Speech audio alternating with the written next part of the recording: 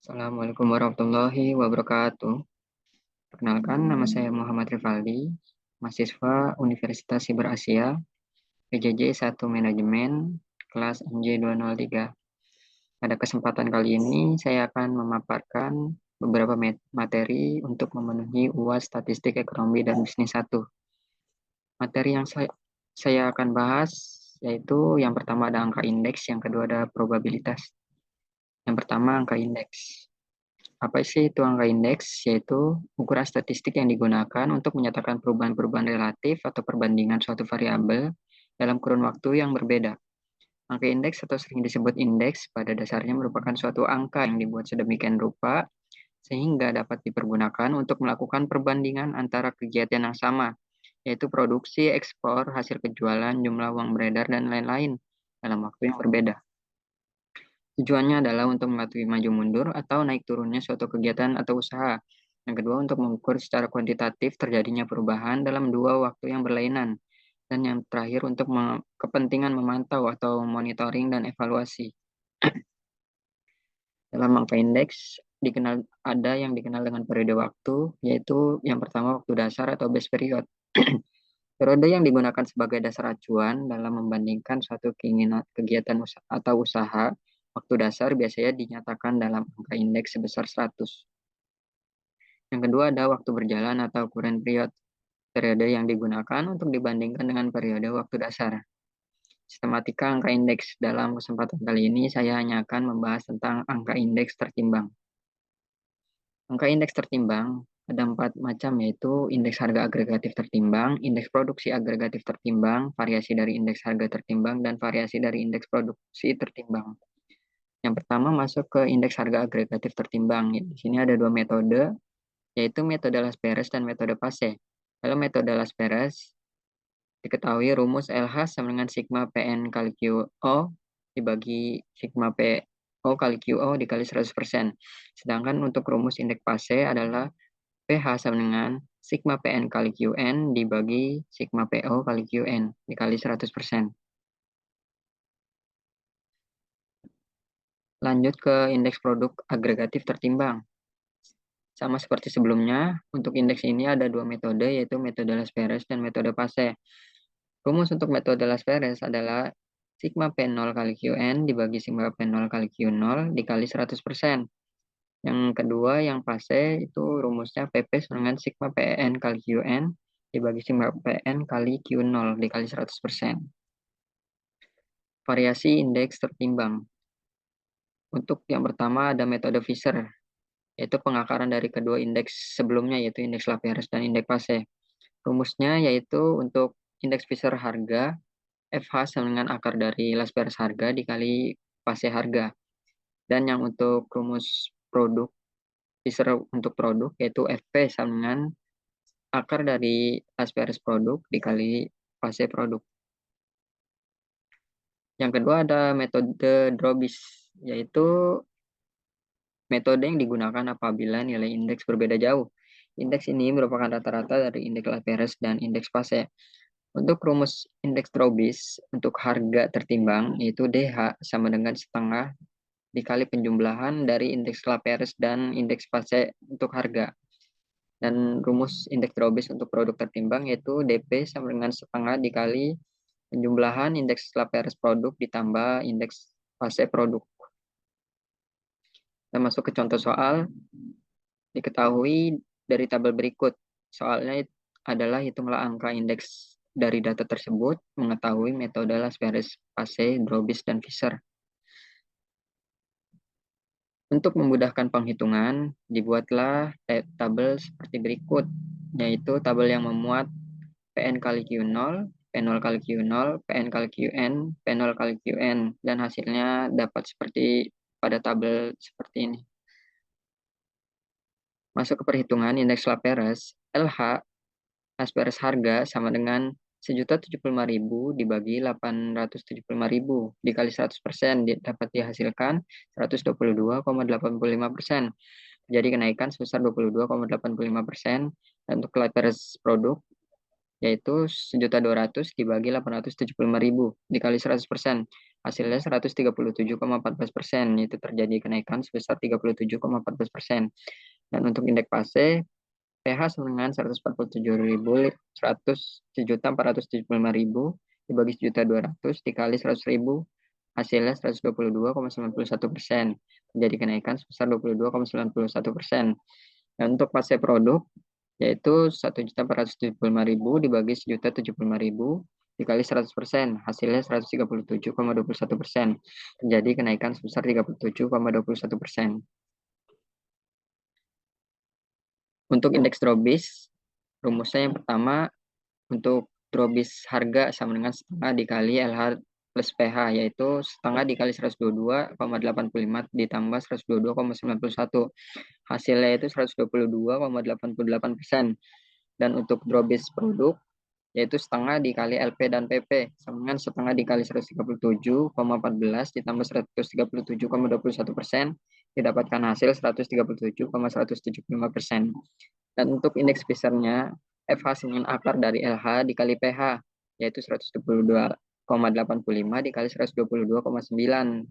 Akarnya yaitu 122,88%. Dan FP sama dengan akar dari LP kali PP, yaitu 137,14 dikali 137,21 akarnya, yang sama dengan 137,175%. Untuk indeks Drobis dan Fisher, biasanya hasilnya akan sama. Termasuk materi kedua yaitu probabilitas. Materi yang akan dibahas dalam bab probabilitas ini yaitu konsep dasar probabilitas, prinsip menghitung probabilitas, dan teorema Bayes. Definisi probabilitas. Probabilitas atau peluang disebut juga probabilitas merupakan harga angka yang menunjukkan seberapa besar kemungkinan suatu peristiwa atau kejadian akan terjadi. Nilai peluang di antara 0 dan 1. Peluang kejadian 0 artinya kejadian tersebut tidak mungkin terjadi, dan peluang kejadian 1 artinya kejadian tersebut pasti terjadi. Ada 3 hal yang harus diketahui untuk mendapat nilai probabilitas, yaitu eksperimen, ruang sampel, dan kejadian. Probabilitas bermanfaat dalam menentukan atau pengambilan keputusan yang tepat, karena kehidupan di dunia tidak ada kepastian dan informasi yang sempurna.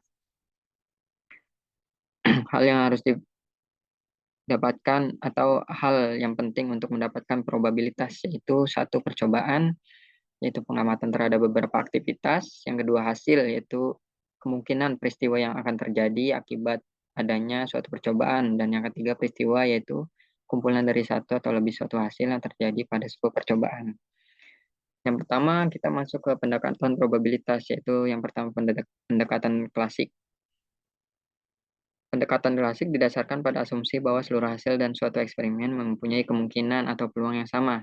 Rumusnya, probabilitas suatu peristiwa sama dengan jumlah peristiwa yang terjadi dibagi jumlah total kemungkinan hasil. Contoh soalnya sebagai berikut, seorang direktur bank mengatakan bahwa dari 1.000 nasabahnya terdapat 150 orang yang tidak puas dengan mutu pelayanan bank. Pada suatu hari kita bertemu dengan salah seorang nasabah. Berapa probabilitas bahwa nasabah tersebut tidak puas?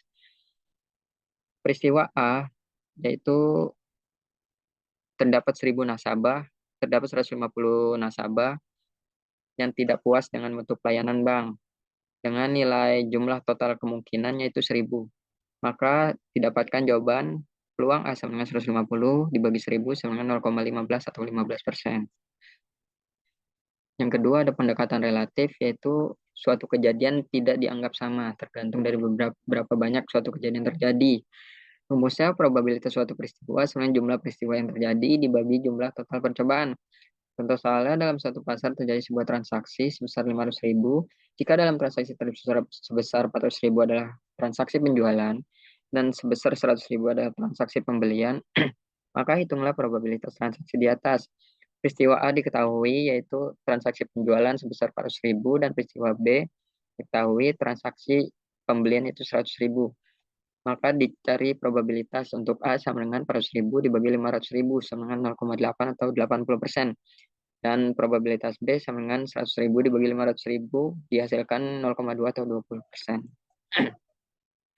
Yang ketiga ada probabilitas subjektif yang didasarkan atas penilaian seseorang dalam menyatakan tingkat kepercayaan. Jika tidak ada pengalaman atau pengamatan masa lalu sebagai dasar untuk perhitungan probabilitas, maka pernyataan probabilitas tersebut bersifat subjektif.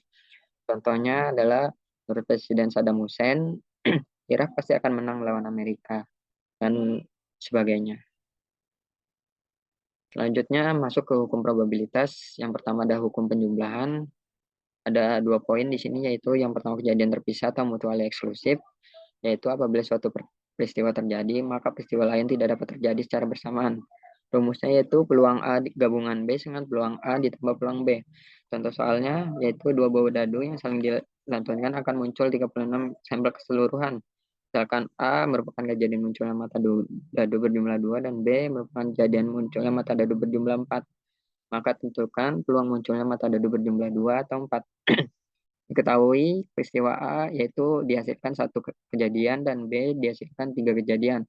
Maka rumusnya yaitu peluang A gabungan B dengan peluang A ditambah peluang B.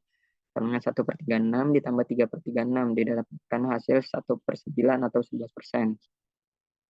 Yang kedua ada peristiwa atau kejadian bersama atau non-mutually eksklusif, yaitu dua peristiwa atau lebih dapat terjadi secara bersamaan. Rumusnya P A gabungan B dengan peluang A ditambah peluang B dikurang peluang A irisan B. Contoh soalnya, sebuah dadu dilempar, maka berapa probabilitas muncul mata dadu ganjil atau 1. Diketahui peristiwa A itu terjadi tiga kali, yaitu 1, 3, dan 5, dan peristiwa B terjadi 1 kali, yaitu muncul mata dadu 1. Sedangkan peristiwa yang terjadi bersamaan yaitu 1. Pada peristiwa A muncul mata dadu 1 dan peristiwa B muncul mata dadu 1. Maka dimasukkan ke dalam rumus yaitu 3/6 ditambah 1/6 dikurang 1/6, sama 3/6 atau 50%. Yang kedua ada hukum perkalian. Poin pertamanya kejadian bebas atau independen, yaitu ketika pada dua kejadian munculnya kejadian pertama tidak mempengaruhi peluang munculnya kejadian kedua. Rumusnya peluang A irisan B dengan peluang A dikali peluang B. Contoh soalnya adalah pada percobaan pengatosan dua buah dadu, tentukan peluang untuk memperoleh angka genap pada dadu pertama dan angka ganjil prima pada dadu kedua. Diketahui peristiwa A muncul sebanyak 3 kali, yaitu 2, 4, dan 6. Sedangkan peristiwa B muncul 2 kali, yaitu 3 sama 5. Masuk, maka akan didapatkan hasil peluang A irisan B dengan peluang A dikali peluang B, yaitu 3/6 dikali 2/6, hasilnya 1/6 atau 16%. Selanjutnya ada kejadian bersyarat atau dependen. Kejadian bersyarat adalah kejadian saling bergantung. Misalnya kejadian A dan B adalah kejadian dalam ruang sampel S dan peluang A tidak sama dengan 0. Maka peluang bersyarat dari B yang diberikan A didefinisikan sebagai berikut. Peluang B setelah A dengan nilai NB setelah A dibagi NS, atau peluang A irisan B dengan peluang A dikali peluang B setelah A. Contoh soal. Henry adalah seorang siswa sekolah maju bangsa yang memiliki peluang lulus ujian sekolah adalah 0,6. Jika setelah ia lulus ujian sekolah, maka peluang lulus ujian nasional adalah 0,8. Tentukan peluang Henry untuk lulus ujian sekolah dan ujian nasional. Didapatkan peluang A itu sebenarnya 0,6 dan peluang B setelah A itu 0,8. Maka didapatkan hasil peluang A dikali peluang B setelah A sama 0,6 dikali 0,8, hasilnya 0,48 atau 48%. Terakhir kita masuk ke teorema Bayes. Di sini ada dua variasi rumus, yaitu peluang A setelah B, A1 setelah B sama peluang A1 dikali peluang B setelah A1 sama peluang A1 dikali peluang B setelah A1 ditambah peluang A2 dikali peluang B setelah A2 dan seterusnya. Dan variasi yang kedua adalah peluang A setelah B sama peluang A dikali peluang B setelah A dibagi peluang B. Teorema Bayes yaitu suatu formula yang menjelaskan bagaimana caranya memperbarui sebuah probabilitas dari suatu hipotesis. Contoh soalnya diketahui peluang A sama 0,4 dan peluang B sama 0,3. Peluang B setelah A sama 0,6. Berapakah nilai peluang A setelah B? Peluang A sama 0,4, peluang B sama 0,3, dan peluang B setelah A sama dengan 0,6. Maka dimasukkan ke dalam rumus, yaitu 0,4 dikali 0,65 dibagi 0,3 sama dengan 0,26 dibagi 0,3, hasilnya 0,86 atau 86%. Sekian materi pemaparan dari saya. Kurang lebihnya mohon maaf. Terima kasih.